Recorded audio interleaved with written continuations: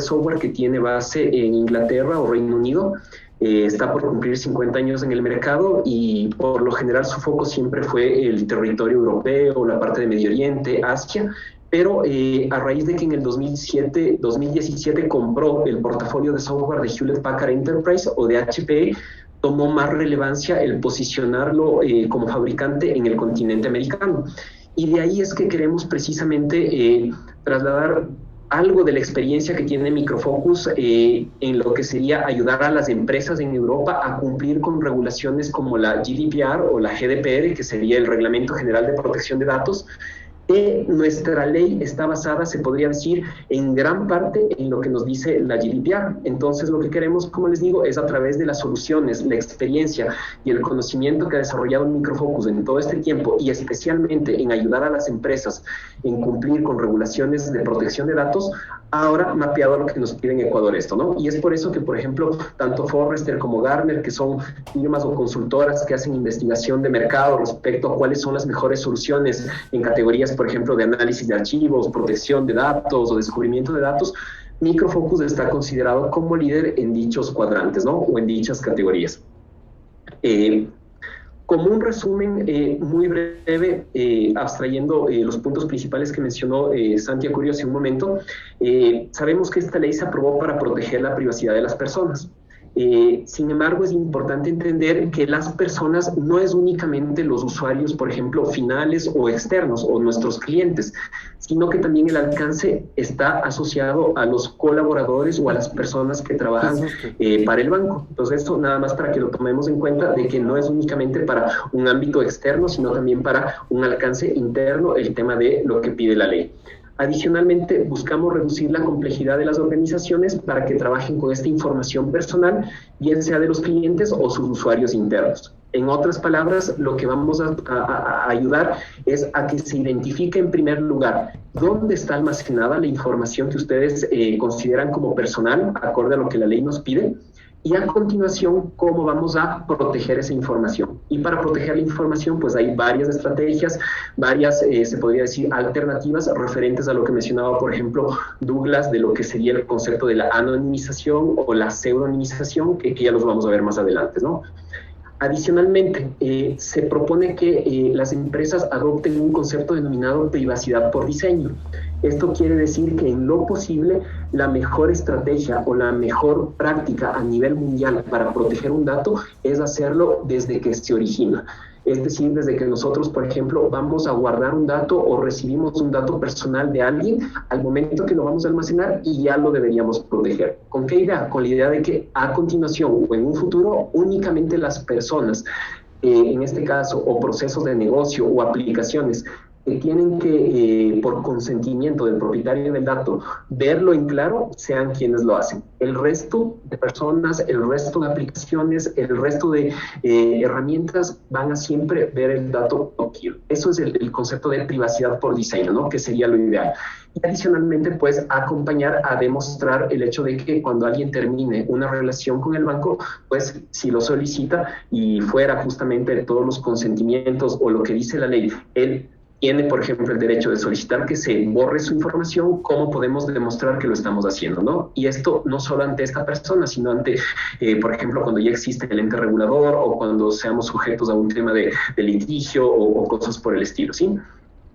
Esto aplica para empresas que están dentro y fuera del Ecuador. Esto es muy importante también porque bien sea que tengamos relación con una empresa que está por fuera del mismo grupo del banco o de otra institución, mientras los datos personales sean, o en este caso estén como propiedad de los repositorios de almacenamiento del banco, están sujetos al tema del cumplimiento. Lo mismo, si es que trabajamos, por ejemplo, con una nube pública o privada y los datos de igual manera se están almacenando allá, esos datos también están sujetos al cumplimiento de la ley. Para poder cumplir esto sabemos que tenemos un plazo de 2 años y adicionalmente mencionar el riesgo de que si no cumplimos con esta ley estaríamos sujetos a multas económicas y adicionalmente lo que nosotros consideramos más grave, el tema referente a perder la imagen o que la reputación del banco, por ejemplo, se vea afectada de algún modo, ¿no? Entonces de ahí el hecho de que también tengamos como algo relativamente importante el cumplir con la ley.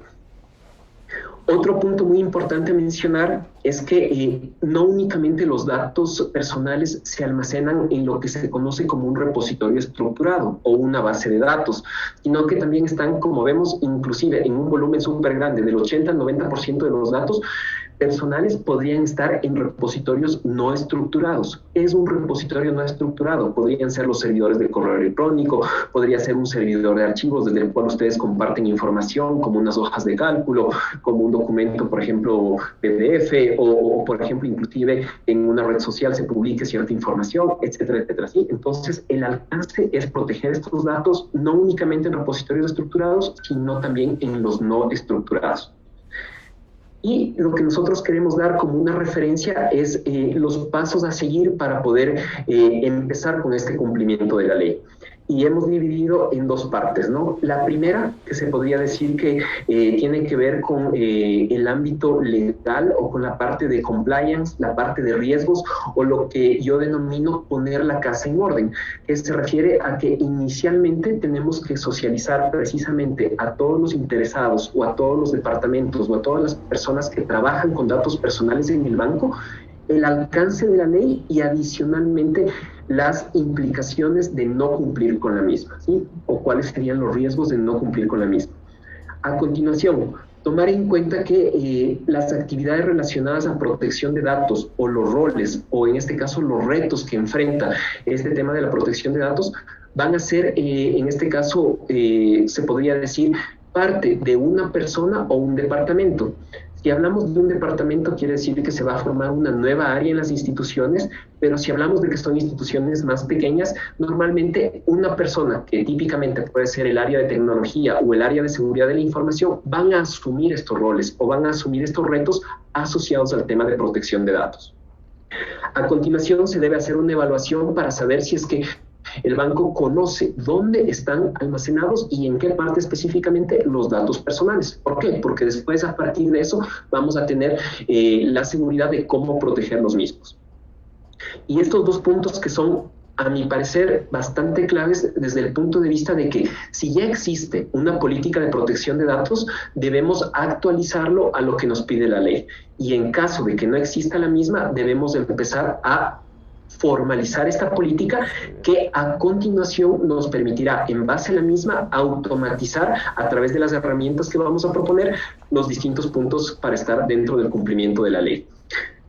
Ahora, fíjense también en el último punto. Este punto también es bastante clave porque se va a tener que hacer muchas actualizaciones respecto al consentimiento por parte de las personas en cuanto a decirle al banco, yo te autorizo para que ustedes trabajen con mis datos personales en determinados aspectos. ¿Sí? Repito, bien sea en el ámbito interno de los colaboradores o en el ámbito externo de los clientes que tenga el banco. ¿Sí? Entonces, estos puntos, hasta aquí, si ustedes se fijan, no tiene que ver mucho con implementar una solución, sino simplemente apoyarnos mucho en el área legal para poder definir estos avisos de privacidad o los contratos, etcétera, y en base a los mismos estar cubiertos respecto al consentimiento del usuario del manejo de los datos. ¿Sí?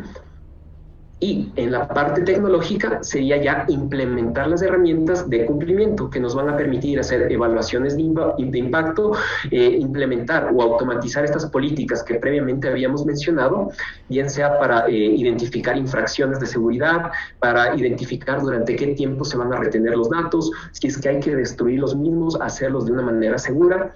Cómo vamos a manejar solicitudes de acceso. Esto también es muy importante porque si alguien no tiene el privilegio acorde a su rol o acuerdo al consentimiento del usuario para que lo pueda ver en claro y necesita por algún motivo, ¿cómo yo voy a manejar estas solicitudes de acceso de una manera segura?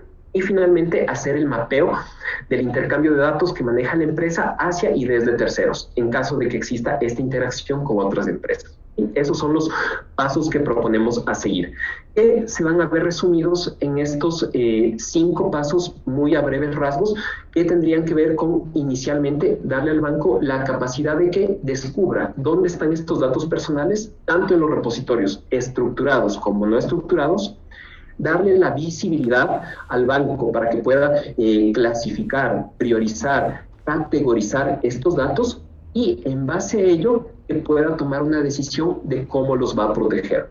Y en el tema de la protección, precisamente hacemos referencia a los conceptos de la anonimización y la pseudonimización. Por concepto, la anonimización se podría decir que sería lo equivalente a un enmascaramiento de datos.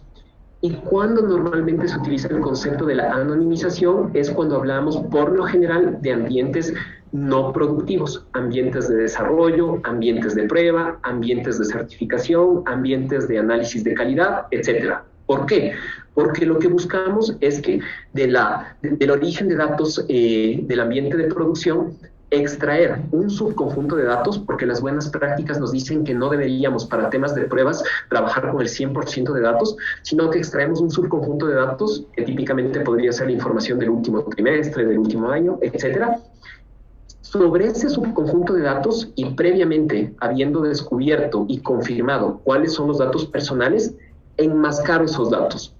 Al momento que enmascaro los datos, los despersonalizo por completo y devuelvo al equipo de desarrollo una base de datos más pequeña y con datos enmascarados. El concepto de enmascaración, además de despersonalizar, significa que les estamos entregando datos útiles, pero no reales, y sobre todo con la idea de que esos datos no puedan regresar al dato original. Es decir, a la gente de desarrollo o para ambientes de pruebas, no les interesaría conocer que en algún momento el dato de Omar, por ejemplo, ahora pertenece a Pablo, ¿sí? Por poner un ejemplo.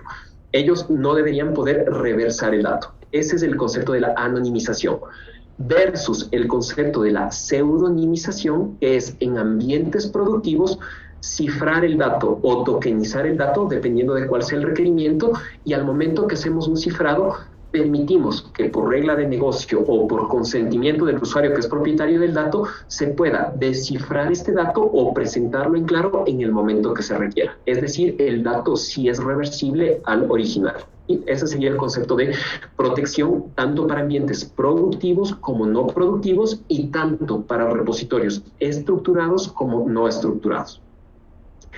Y finalmente, lo que proponemos es una capa de monitoreo y gestión que tiene que ver con el concepto de gobierno de datos. Es decir, una vez que ya tengamos implementado todo lo referente a la protección de ambientes productivos, no productivos, o repositorios estructurados o no estructurados, aquí yo voy a poder de forma visual o de forma gráfica, desde un punto de vista bastante administrativo, implementar un contenedor seguro, o en este caso sería un Content Manager, desde el cual yo voy a poder tener la visibilidad de lo que sería el quién, dónde, cuándo y cómo están accediendo a estos datos. Identificar de forma proactiva las violaciones de las políticas, poder demostrar el cumplimiento de la ley cuando alguien me lo solicite, ¿sí? Respecto a cómo yo estoy haciendo el manejo de los datos personales y de esta manera, pues, facilitar los temas referentes a auditoría.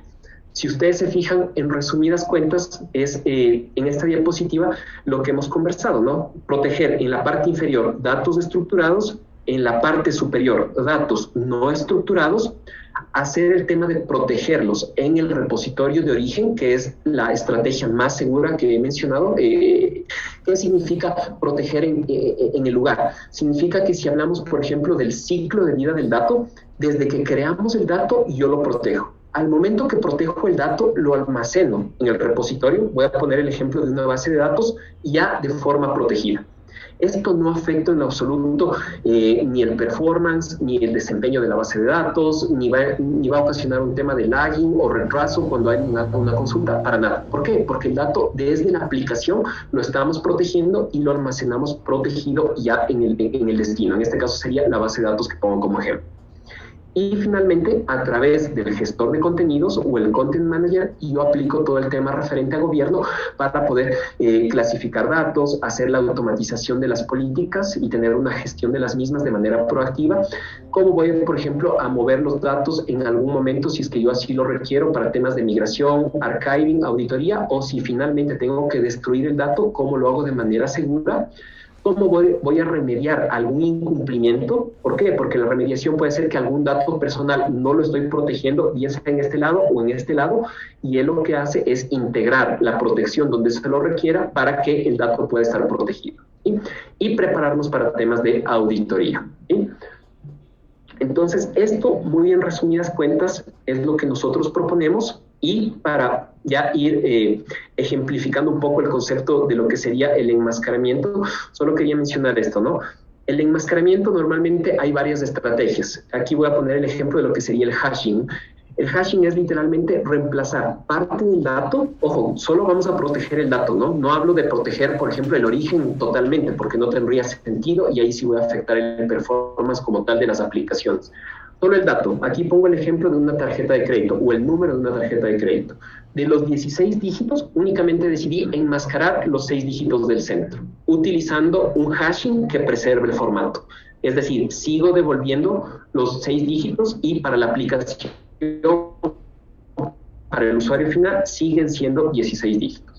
Versus el concepto del enmascaramiento, el enmascaramiento en cambio hace de la encriptación, que hace una encriptación preservando el formato, y estos datos en algún momento sí pueden ser regresados al original para que quien lo requiera, o repito, quien tenga el permiso, el privilegio o el consentimiento, pueda verlos en claro. El resto de personas, de aplicaciones, lo van a ver protegido. ¿Y por qué digo la importancia de proteger el dato en todo el ciclo de vida y desde que se origina? Porque si yo protejo este dato desde que se almacenó en la base, si yo soy un atacante, intercepto el dato no está viajando por un canal seguro y quiero verlo en claro, no me sirve de nada porque el dato ya está protegido. Si yo soy un administrador de base de datos o un DBA, quiero ver el dato en claro porque me conecto a la base, no me sirve de nada. Si yo me llevo el backup de la base de datos o la copia de seguridad de la base de datos a otro lado, a otro cliente, a otro repositorio, no me sirve de nada porque el dato, en este caso personal, está protegido. ¿Sí? Y para esto, ya con esto voy terminando, es lo que proponemos. Proponemos al banco sumarse a una metodología que nosotros denominamos Journey to Value. Esta metodología viene precisamente de lo que se utilizaba en Europa para ayudarles a las empresas en el tema del cumplimiento de la GDPR y tiene que ver con que, en resumidas cuentas, vamos a hacer un assessment para poder identificar cuál es el nivel de madurez del banco respecto a ciertos dominios y de esa manera poder comprender, como vemos acá, la diferencia y el impacto que introduce esta ley, descubrir cuáles son las capacidades actuales que tenemos respecto a privacidad y seguridad, identificar las áreas de riesgo sobre las cuales vamos a necesitar empezar a cubrir lo antes posible, priorizar los elementos de acción a través del gap análisis y construir un roadmap o una hoja de ruta hacia el cumplimiento. ¿Sí? Eso es lo que queremos hacer y para esto se propone un enfoque marco que cubre 3 dominios. En estos 3 dominios le pedimos al banco que justamente participe con los interesados o las personas que en este caso corresponden para poder confirmar el nivel de madurez, como les digo, que tendríamos en cada uno de estos. Esto lo hacemos de manera bastante ágil, se podría decir, obviamente acorde a la audiencia que nosotros tengamos, podría tomar de 1 a 2 días y posterior a esta recapitulación o esta recabación de información vamos a presentar un resultado. Y el resultado, para que tengan una idea, tiene que ver, se podría decir, con identificar estos puntos críticos y cómo podemos en el menor tiempo posible cubrir los mismos. A través de un mapa de calor, como vemos en este momento, se van a identificar cuáles son los puntos más representativos o los que deberíamos empezar ya a tomar acción al respecto para que no nos quede corto estos 2 años que tenemos, ¿no? Porque de hecho ya no son 2 años, ¿no? Recordemos que la ley se aprobó el 26 de mayo y este momento ya estamos en septiembre. Y pues finalmente con estos resultados se van a definir tanto el camino a seguir o la hoja de ruta y lo que nosotros en este caso ya propondríamos para que ustedes puedan evidenciar la forma en la cual van a trabajar las soluciones antes de que las implementemos y de esa manera pues aseguremos que la solución está ajustada o alineada a lo que ustedes esperan. Esta es mi última diapositiva y este es el ejemplo del camino a seguir o la hoja de ruta, que si ustedes se fijan, hemos hecho el mapeo tomando en consideración los trimestres por cada uno de los años que tenemos para cumplir con la ley y se podría ver así como que a breves rasgos en una empresa que todavía no tiene nada y que está empezando con el tema del cumplimiento, que se resumiría a, inicialmente, aplicar el tema de descubrir, tanto en repositorios estructurados como no estructurados, dónde están los datos personales, tener esta claridad. A continuación, la siguiente fase, si ustedes se fijan, esto de aquí es algo que, por ejemplo, no debería tomar más de 3 meses o un trimestre exagerando, es algo que en realidad no es complejo, no va a impactar en la continuidad del negocio o en los procesos del negocio, va a ser muy transparente. Luego viene el tema de proteger los ambientes no productivos. esta fase tampoco es crítica. Esto de acá llevará igual, como vemos en el mejor de los casos, menos de 3 meses o de un trimestre. Y a continuación viene la fase de proteger los datos en ambientes ya productivos, implementar el concepto de la pseudonimización, que como ustedes se fijan de la experiencia, este es el proceso que más tiempo toma. ¿Por qué? Porque sí va a ameritar que bien sea o modifiquemos las aplicaciones para que en su momento puedan llamar a través de una API o un servicio web a nuestra solución y de esa manera cifrar o descifrar el dato, o modificar la base de datos a nivel de procedimientos almacenados o disparadores el momento en el cual se proteja o, en este caso, se entregue la llave para descifrar el dato. Y el último paso a implementar sería la parte de gobierno o la parte referente al Content Manager para que ustedes desde ahí tengan centralizado el manejo y la confirmación de las políticas que se están aplicando en cuanto a lo que sería datos estructurados y no estructurados. ¿Sí? Así que eso es lo que quería presentar de mi parte. Nuevamente abrimos las preguntas o el foro a las preguntas para que nos lo puedan decir y con mucho gusto con Santi, mi persona, ayudarles a responder. Así que estamos a sus órdenes.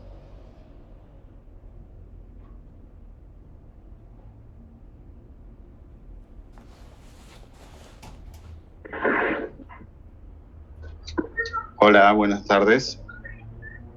Hola, Ronald, buenas tardes. ¿Qué tal? Buenas tardes. Omar, ¿no? Sí, Omar, mucho gusto. Sí. ¿Qué tal, Ronald? Omar, una consulta. En una iniciativa que se trata de explotar los datos transaccionales del cliente para poder realizar una suerte de, ¿cómo sería la palabra? De predecir. Por ejemplo, un cliente que todos los fines de mes hace una transferencia recurrente de 150. ¿Qué técnica se usara para usar herramientas que ya están en el cloud? ¿Cuál es tu comentario acerca de eso?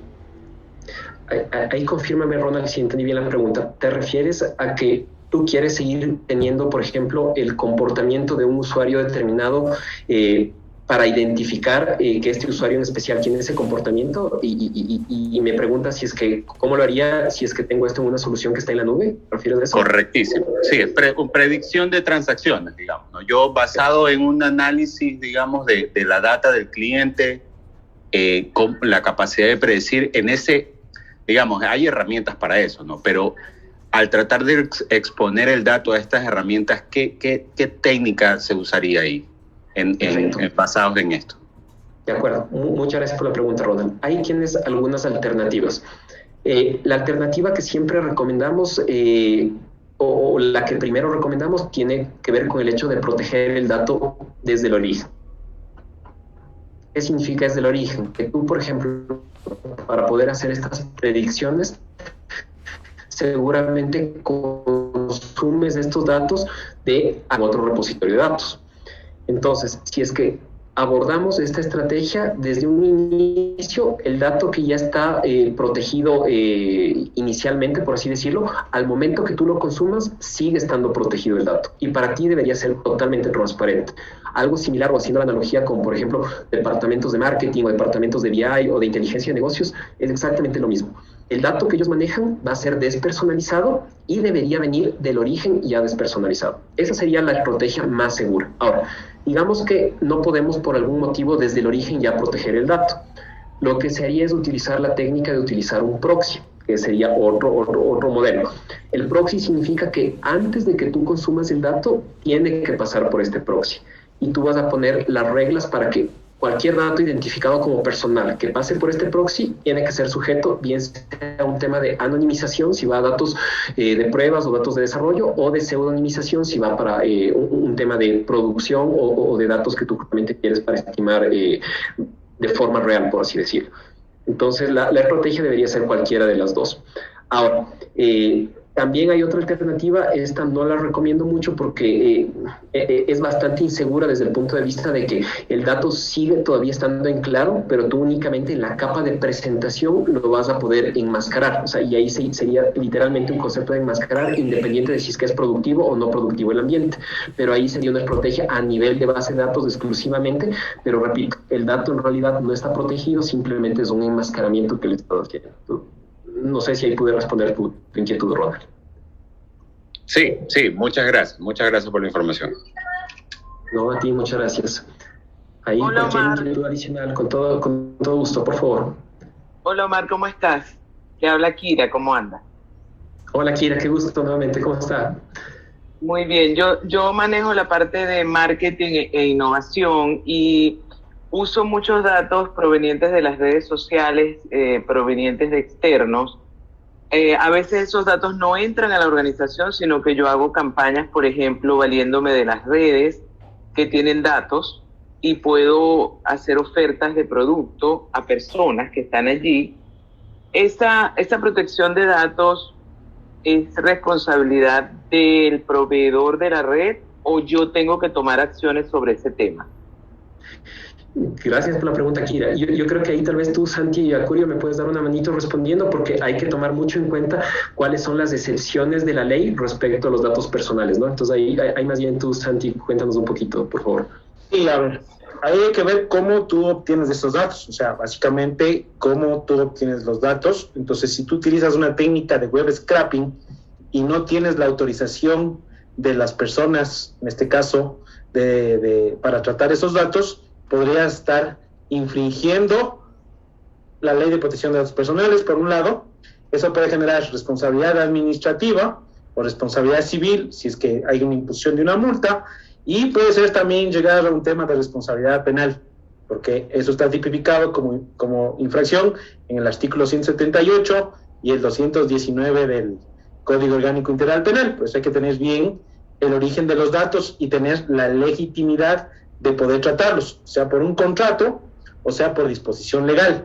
Entonces, si tú lo vas a utilizar como tema de marketing y le vas a hacer llegar ofertas no deseadas, podría ser la persona simplemente decir, yo no he autorizado que utilicen mis datos o que me lleguen estas ofertas, y claro, en el caso de que sea considerado como un mensaje tipo spam, la ley de comercio electrónico lo que te dice es que tienes la opción de pedir que te suscribas, o sea, que te dice que tú le mandas el mensaje y luego después te llega otro mensaje diciendo, sabe que yo no quiero recibir ninguna información, sáqueme de su lista de distribución. Eso, si es que nos quedamos solamente en el tema de la ley de comercio electrónico, pero si eso escala, puede ir a la Autoridad de Protección de Datos Personales, porque se puede quejar la persona a la Superintendencia de Datos Personales y decir, vea, aquí me está llegando esta información que yo no he requerido, y entonces la Superintendencia va a revisar si en este caso cuál posición tiene usted, de responsable, de encargado o de tercero, y depende de eso generar el tema administrativo. Y claro, también podemos llegar a la cuestión última, que ya sería el tema de tener una denuncia por violación del derecho a la intimidad o por el tema del 219, que es utilización de bases de datos sin la autorización de la persona titular de los datos personales. Ya, yo creo que este punto para nosotros va a ser un tema de revisión particular, porque hoy en día nosotros usamos datos de las redes, también tomamos datos que capturamos en la web a través de leads. Posiblemente allí hay que poner un disclaimer que nos proteja cuando el individuo voluntariamente nos da sus datos para ser contactado y luego va a ser contactado, ¿no? Pero habría que estudiar todos esos flujos para entender que estamos cubriendo todo lo propio para no incurrir en fallas de ese tipo. Ahí me queda claro que, bueno, tenemos un camino que recorrer, pero en la parte de redes yo a veces monto campañas en grupos que yo ni siquiera tengo la data, pero las redes me proveen esos servicios que se pagan, pues, digamos, y son externos, no están en mi dato, no están, yo a veces ni los conozco, pero pueden llegarle ofertas. Entonces claro, ahí son los terceros. Entonces, son los terceros, entonces aquí la cosa es que tiene que haber una transparencia en la recolección de los datos, y también tiene que ver, como digo, la licitud de esa recolección de datos. Entonces, por eso ahí viene la ley ahora dice el consentimiento informado. Entonces, del momento en que, por ejemplo, interviene la Superintendencia de Datos Personales, ellos tienen la facultad de pedir, a ver, demuéstreme que usted tiene el consentimiento informado para tratar los datos personales. Entonces, esa es parte de lo que es la seguridad proactiva. No solamente tienes que tener diseñado los procesos, tener por escrito este tipo de cosas, sino que tienes que demostrar el cumplimiento. Si no se demuestra ese cumplimiento, ahí van a ver las sanciones. Ya. Y también nosotros tenemos casos de aliados estratégicos que compartimos, digamos, sí, datos para vender y hacer alianzas estratégicas. Ahí, digamos, también hay que poner mucho cuidado en cómo normalizamos y ponemos en resguardo, digamos, que estamos cubriendo la ley y no estamos rompiéndola cuando damos datos. Ahí realmente eso me queda bastante, digamos, como mucha tela que cortar con respecto al detalle específico de lo que implica poder mostrar nuestra mejor diligencia en el cumplimiento de la ley. Sí, o sea, el tema aquí es la debida diligencia y el debido cuidado, igual en la transferencia de datos personales. O sea, todo tiene que, o sea, el usuario tiene que saber qué hacen con su dato. Por eso es lo que dice Omar, que la protección debe ser desde el origen. Todo el ciclo del dato tiene que haber esta protección. Tiene que haber esta protección. Entonces, esa protección también incluye este consentimiento informado. Y el usuario puede usar, o sea, pedir, en este caso, y también después la Superintendencia de Protección de Datos Personales puede exigir dónde está justamente el tema del consentimiento informado, o que me comprueben que efectivamente yo he aceptado que traten mis datos personales o los transfieran a terceras personas. Entonces, si no pasa eso, puede ocurrir cualquiera de los escenarios que hemos estado hablando. Claro. Bueno, muchísimas gracias. Un poco en esa línea, te le saluda Anis, digamos, muchas veces pasa que nosotros estamos navegando, digamos, en un sitio, digamos, se va capturando la preferencia de ese usuario y no te llega ningún mail ni ningún mensaje, sino que, digamos, tú estás navegando y llegan las ofertas, pero se nota claro, pues, que se ha detectado el comportamiento del usuario. Ahí eso no aplica, o se aplica, ahí me pierdo un poco, porque tal vez, digamos, cuando me llega por mail con un mensaje, digamos, algo como más dirigido, ¿no? Pero a veces yo estoy navegando y me empiezan a llegar ofertas de cosas que he estado viendo, entonces se detecta, pues, digamos, y muchos contratan, digamos, este tipo de servicios, digamos, en el que, como decía Kira, va, digamos, la red te va dando ese comportamiento, ¿no? Y lo que se te sale son ofertas, digamos, mientras tú vas navegando. El problema de eso es que, o sea, tú tienes que necesariamente, el momento de que ya le empiezas a dar una información un poco más direccionada a los usuarios, es que estás revisando su comportamiento, entonces estás identificándole al usuario. Ya es un dato personal. Entonces tienes que tener el consentimiento del tratamiento de ese dato personal.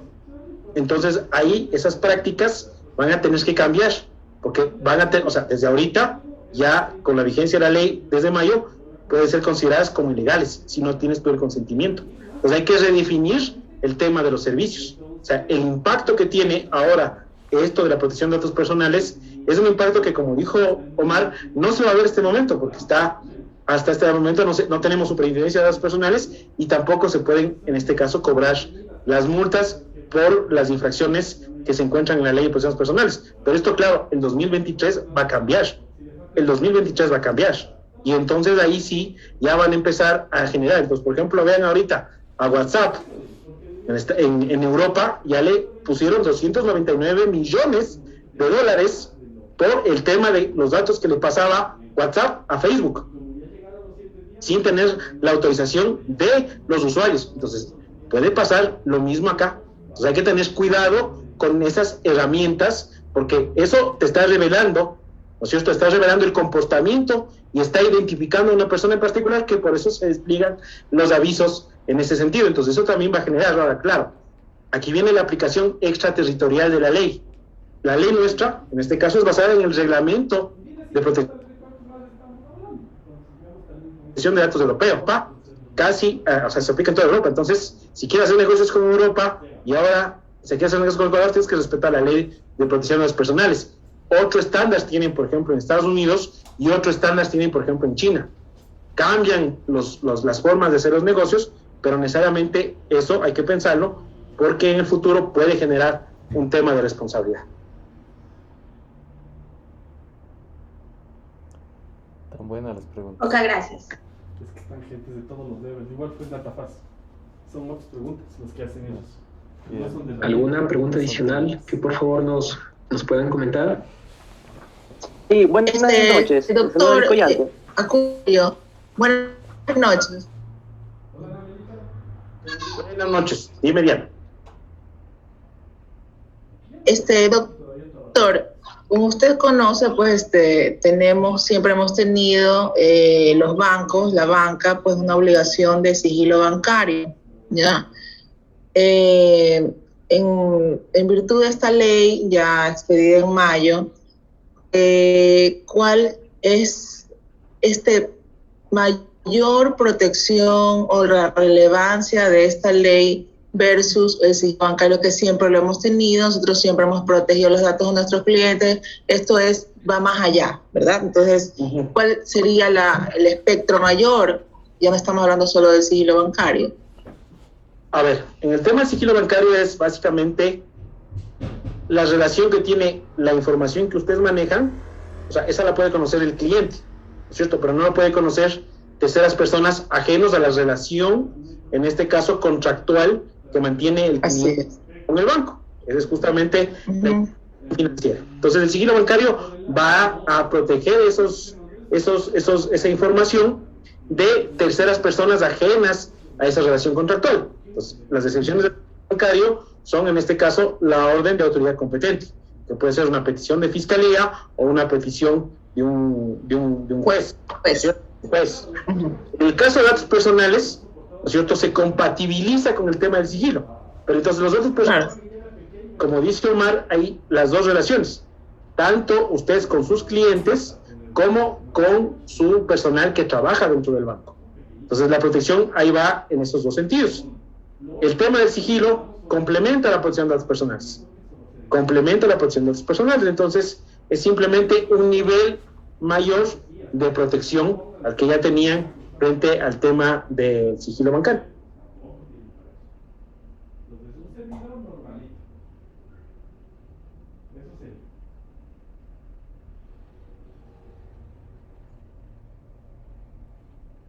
No sé si quedó clara la respuesta. Sí, claro, sí, esto es correcto. No. Listo. Creo que había alguna pregunta adicional al mismo tiempo que Diana nos hizo la consulta. ¿Alguien más tiene alguna pregunta, por favor? Sí, David. Sí, buenas noches. Yo quería hacer una pregunta enfocada un poco en lo que se comentaba del uso de la información de tendencias y lo que está en redes sociales.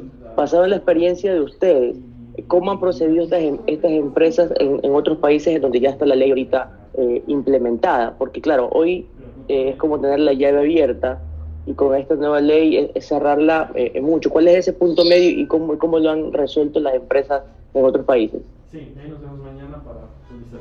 Y yo ahí quiero poner un poco como referencia el tema de que si nos damos cuenta, es muy importante lo referente a los avisos de privacidad y a los mensajes del consentimiento de los usuarios.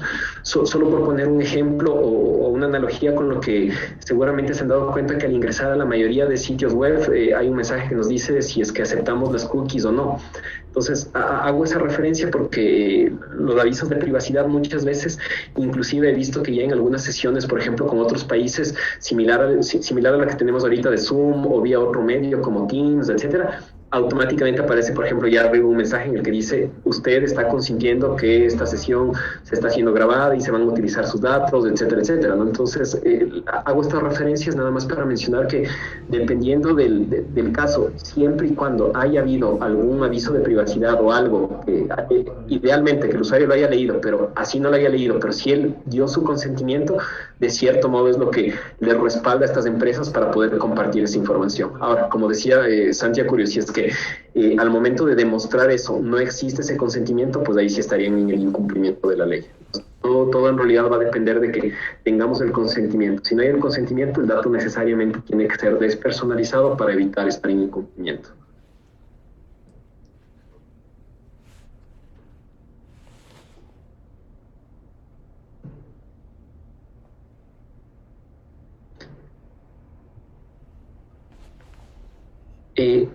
Igual, un poquito para no salirnos de la agenda que teníamos propuesta, igual, si es que quedaron inquietudes, con toda confianza, pues nos las pueden hacer llegar vía chat mientras continuamos con la agenda o a través de Laurita, de igual manera, con toda confianza. Y no sé, les propongo si están de acuerdo para que más bien continuemos con la cata y vamos recabando las preguntas por chat o a través de Laurita para más adelante. No sé si les parece bien.